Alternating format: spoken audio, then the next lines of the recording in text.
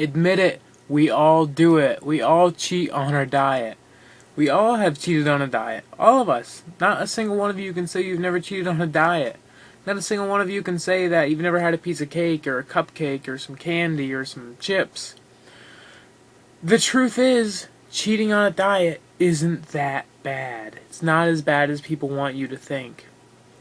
Now, given if you're not cheating on a diet, that is great. That's wonderful. Great. Congratulations. You're one of the few that have that kind of willpower. Unfortunately, normal people like me need a little extra something when they feel like it.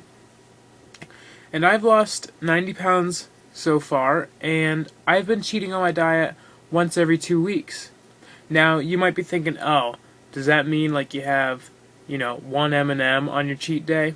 No, actually my cheat day was today, and I'll show you guys exactly what I ate. Here we go. I had a whole bag, 310 calories worth of Doritos. I had a whole bag of 290 calories worth of Ruffles loaded chili and cheese flavored potato chips. So delicious, by the way. I had a Hershey bar, 200 calories, right there, full of sugar. Now, let's see here. Shouldn't I be gain 10 pounds or something? No, not at all. Cheating is good, guys. Now, given that you're doing this in moderation, cheating for a day, or cheating for a meal, usually I will cheat for a meal. One major meal. I will have one major meal, like right there. 200 calories worth of a chocolate bar, 290 calories of chips, and then 310 calories of nachos. I'll have that, and that'll be my major meal. And then the rest of the day, I will just drink water and pick at protein, like turkey or something. And the reason is why cheating is so good once every 2 weeks, or once every 3 weeks, or once a month. Don't let it go any sooner than once every 2 weeks, though. If you're doing it once a week, which I have actually done for the past 2 months, I was doing that, and I wasn't getting the same weight losses that I was with cheating once every 2 weeks. So I've actually studied that myself. I like to put myself in tests, basically, so I have more information for you guys. So, now, this is for people trying to lose fat, by the way. Even for people trying to gain muscle. Yeah, this will definitely work, because I'm doing both.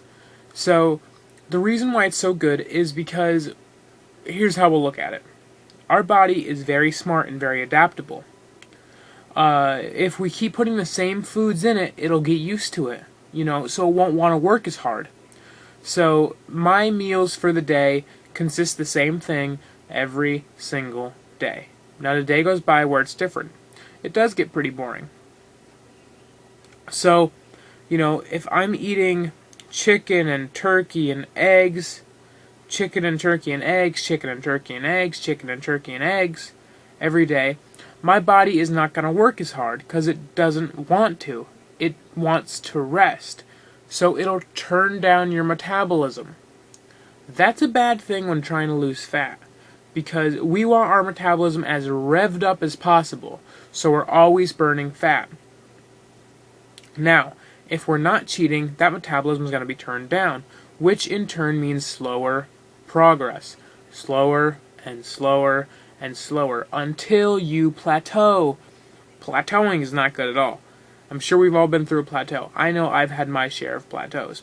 I'm still going through them because I'm not done with my fat loss journey yet.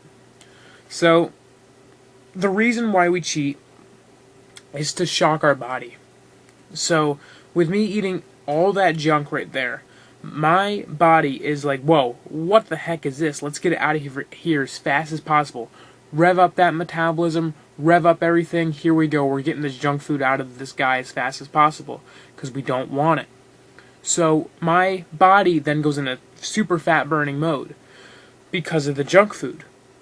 Now, there are different types of cheat days. You can simply have a cheat day where you can have what you want once every 2 weeks, or you can have a refeed day. And refeed day is basically where you eat more carbs, and that's when you're on a ketogenic diet, which is basically what I have been on since day one of my bodybuilding journey. Ketogenic diet is high protein, low carbs. I usually put my carbs about 50 grams a day.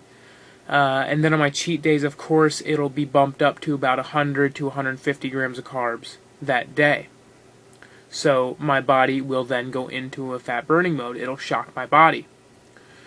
What you'll notice is you'll feel very, very, very bloated, as we all do after binging on junk. And that's not a problem. Just make sure you drink an adequate amount of water, because most of it is from salt. Because a lot of us desire salty, sweet foods when we are hungry for something a little more not as healthy. So make sure you drink an adequate amount of water, because that'll flush some salt out of you and take a lot of the bloat away. Another thing is, don't weigh yourself the next day, because you will see that the scale is going to say you've gained 1 pound to 2 pounds. And you will then feel horrible, and then you will stop dieting and go right back to junk food, which is bad. Because the truth is, the scale is horrible. The scale lies really, really bad. You did not gain 1 to 2 pounds of body fat by cheating. It takes 3,500 calories to put on 1 pound of body fat. Now, if you ate 2 big cakes, then alright, yeah, maybe. But if you simply had chips and chocolate, it's not fat. All that is bloat. That's just water weight. That's water being retained in your system from all the salt that was in the food. It can also be with sugar. It might have been a lot of sugar. So all that is water weight. So do not weigh yourself the next day. Simply, work out a little bit harder the next day. Do a little bit more cardio and get the stuff out of you. So cheating is not as bad as people want you to think. You want to trick your body, and you want to have a good time with dieting. You don't want to get bored and then go back and binge all over again. You want to set aside a day once every 2 weeks so you can have fun and enjoy yourself. Make plans, go out.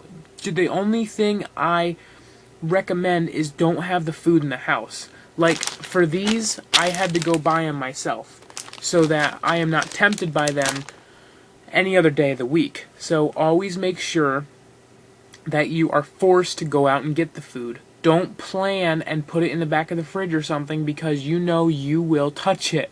We all do. We all have that craving. That's human nature. Sweet and salty, sweet and salty. So, do that. So that's why cheating is not bad. Build your body.